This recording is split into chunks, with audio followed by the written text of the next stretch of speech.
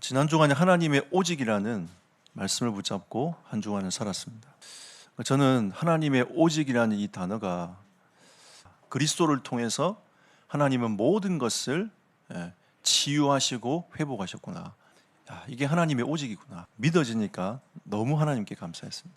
그리고 그 오직의 길로 갈 수 있도록 하나님이 나의 인생을 치유하시고 회복시켜 주셨습니다. 그러면 우리 교회 오직은 무엇입니까?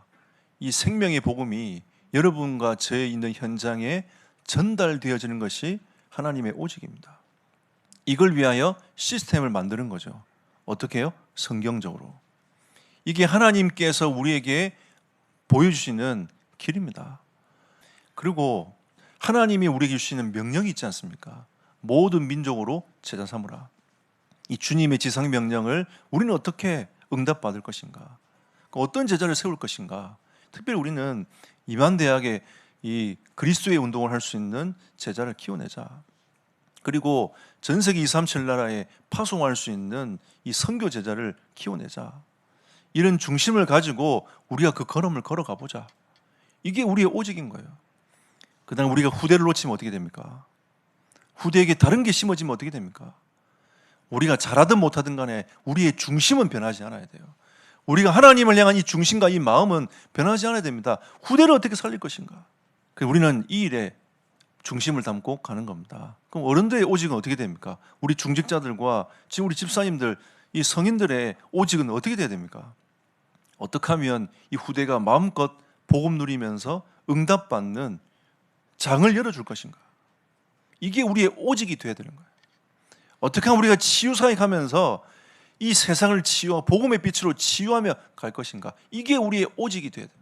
하나님은 오직이 되고 있는 여러분의 산업과 여러분의 전문성을 저는 축복하실 거라고 믿습니다. 우리가 되고 안 되고의 문제가 아니라 우리 속에 불신앙부터 없애야 됩니다. 그래야 하나님께서 우리를 통해서 역사하시지 않겠습니까? 오늘 이 45장과 47장 내용도 마찬가지입니다. 하나님은 계속 이사야를 통해서도 반복의 메시지를 던지고 계시지만 오늘 이 45장과 47장 사이에서 계속 똑같은 메시지를 던지고 계시는 거죠. 나 외에는 다른 이가 없다. 그러니까 하나님이 이 메시지를 반복하는 이유가 있지 않겠습니까? 중요하다는 거죠. 우리에게 각인시키기 원하는 겁니다. 오직 그리스도, 하나님밖에 없구나. 그리고 깨달으라는 겁니다. 하나님 우리에게 이 메시지를 반복하면서 우리에게 오늘 말씀하고 계시는 겁니다. 그러면 나 외에 다른 이가 없다라고 하는 이 하나님은 어떤 분인가? 그 첫 번째가 우리를 구원할 분이신 거죠. 우리를 진짜 구원할 수 있는 그 한 분 하나님밖에 없다라는 것을 말씀하고 있는 겁니다. 그래서 하나님은 구원 역사의 주관자이십니다. 이 세상 모든 만물을 주관하고 계시는 분이기도 하지만 구원 역사를 주관하고 계시는 하나님 아닙니까? 그러니까 여러분, 전도는요 어려운 게 아니에요. 그 구원 역사를 주관하고 계시는 그 하나님의 시간표 속으로 들어가는 겁니다. 이게 전도예요. 영생주기로 작정된 자는 다 있습니다. 그 시간표에 하나님은 그 영혼들을 구원을 하시는 거죠. 지금도 오늘도 하나님은 이 구원 사역을 이루어가고 계십니다. 근데 여러분, 이 구원 사역은요 하나님이 어떻게 이루어가는지 한번 보십시오. 45장 1절 보십시오. 여호와께서 그의 기름 부음을 받은 고레스에게, 고레스가 누굽니까? 이방 임금 아닙니까, 여러분? 하나님이 이방 임금을 준비시켜서 이스라엘을 다시 회복시키는 그 일을 하는 겁니다. 그런데 이 고레스를 향하여 뭐라고 하죠? 그의 기름을 부은 받은 고레스요. 그리스도를 상징합니다. 하나님이 이 고레스를 통해서 그리스도를 설명하시는 거죠.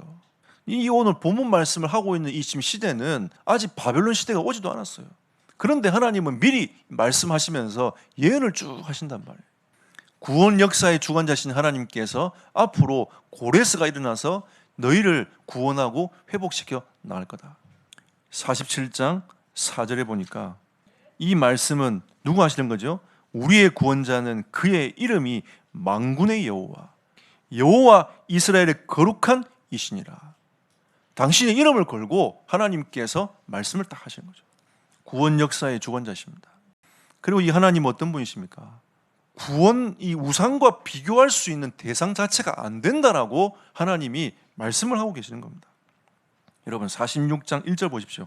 고레스가 바벨론을 점령하면서 그 바벨론에 있는 신들이 수리에 실려갖고 나가게 된다.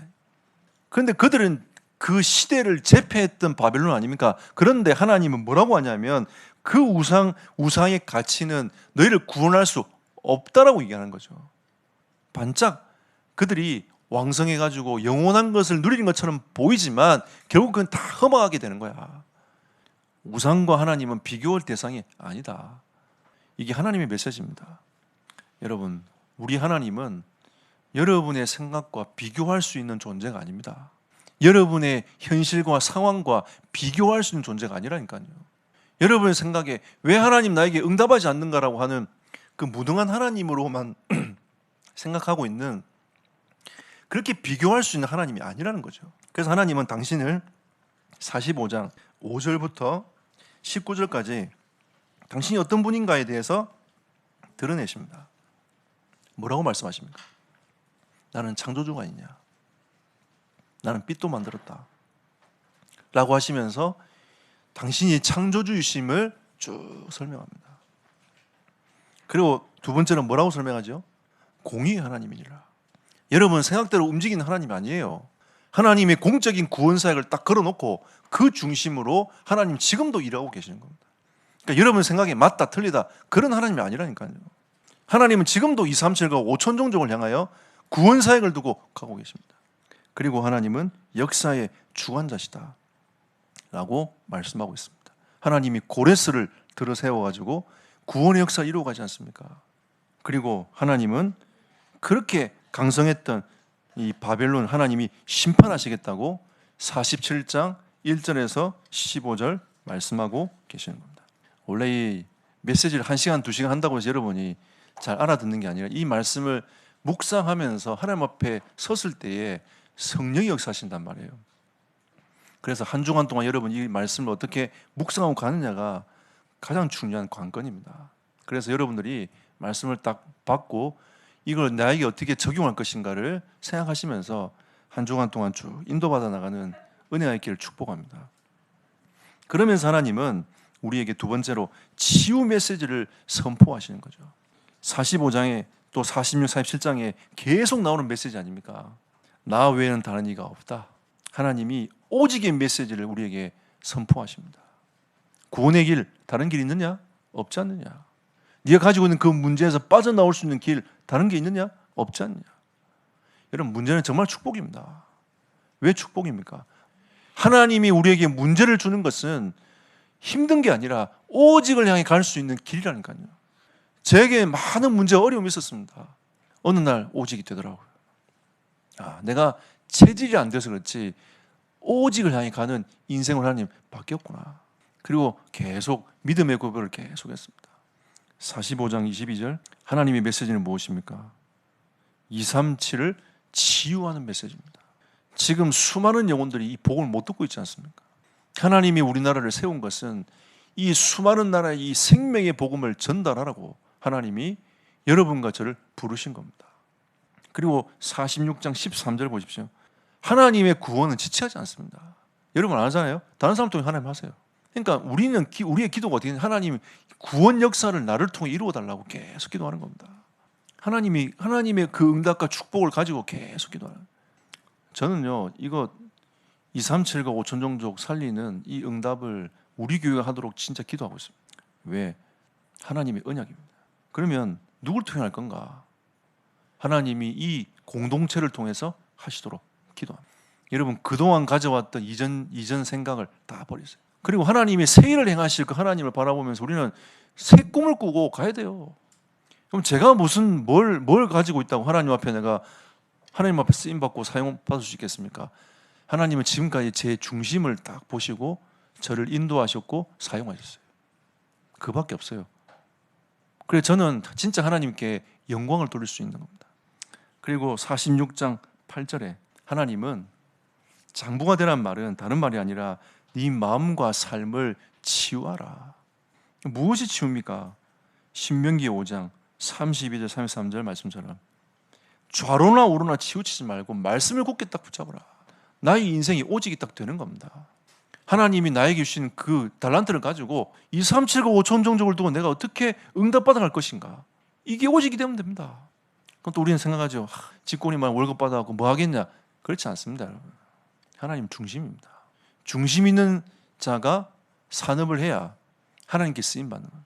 중심 있는 자가 전문성이 있어야 그 전문성을 가지고 하나님이 사용하시는 거예요. 중심 있는 후대가 일어나야 하나님은 그 후대의 앞길을 하나님이 인도하시고 축복하시는 거예요. 여러분에게 이 은혜가 있기를 축복합니다. 여호수아 24장 15절 이렇게 말합니다. 너희는 이 우상을 택하든지 너희가 보기 좋은 걸 택하든지 마음대로 해라. 나는 나와 내 집은 여호와만 섬기겠다. 결단해 보세요. 이게 치유입니다. 나는 병 안 나도 괜찮아. 나는 그리스도면 돼. 나는 응답 없어도 괜찮아. 나는 그리스도로 만족해. 이게 치유입니다. 다른 게 치유입니까, 여러분? 그런데 내가 가다 보니까 하나님이 나에게 은혜를 주셔가지고 치유의 역사가 일어나는 겁니다. 여러분, 진정한 치유는 무엇입니까? 그냥 감사하는 거예요. 여러분 지금 어떤 상황이 있든지 하나님께 그냥 감사하는 겁니다. 이게 진정한 치유예요. 하나님 우리에게 이 치유의 메시지를 선포하시는 거예요. 여러분과 저에게 이 은혜가 있기를 축복합니다. 결론 맺겠습니다. 우리는 영적 무지를 치유해야 됩니다. 45장 20절 보십시오. 진짜 하나님을 믿지 않는 게 영적 무지입니다. 어리석은 거란 말이에요. 여러분 진짜 하나님을 믿는 은혜가 있기를 축복합니다. 여러분 하나님 안 믿고 뭘 믿고 계십니까? 이번 주간 여러분 이거 질문해 보세요. 나는 하나님 안 믿고 뭐 믿고 있지? 돈이 많으면 내가 굉장히 응답받을 수 있을 것 같은데 하나님 일을 할 수 있을 것 같은데 그게요 돈을 의지하는 거예요. 이것만 있으면 내가 뭔가 해볼 수 있을 것 같은데 여러분 그게 불신앙이에요. 하나님은 제약이 없어요. 무에서 유를 만들어 창조해 주시는 하나님 아니십니까? 믿음을 고백하시기를 축복합니다. 불신앙이 치유되기를 축복합니다. 그리고 히브리서 12장 2절에 온전케 하시는, 내가 어떻게 온전케 될 수 있겠습니까? 온전케 하시는 예수를 바라보자. 답이 나와 있지 않습니까? 저는 히브리 12장 2절 말씀을 이번 지난주에 묵상하면서 그래 나를 온전케 하시는 이가 예수였지.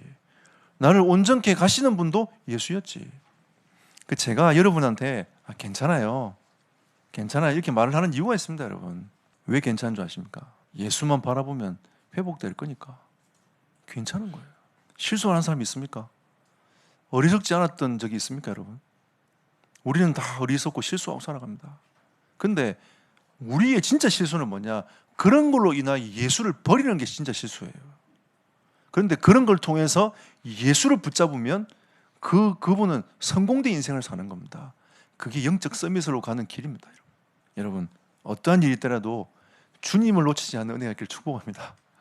여러분 어리석고 힘들고 나는 안 될 것 같아. 그럴 때 예수 그리스도 하면서 나 하나님께 나아갈 때 하나님이 여러분과 저에게 참 자유를 허락하십니다. 구원의 은혜를 허락하시는 거죠. 치유와 영육간의 하나님의 치유의 역사를 이루어 가시는 겁니다. 여러분 진짜 하나님 외에는 다른 이가 없습니다. 이번 주간에 진짜 하나님과 그리스도를 누리면서 가장 행복한 성도들이 되시기를 예수 이름으로 축복합니다.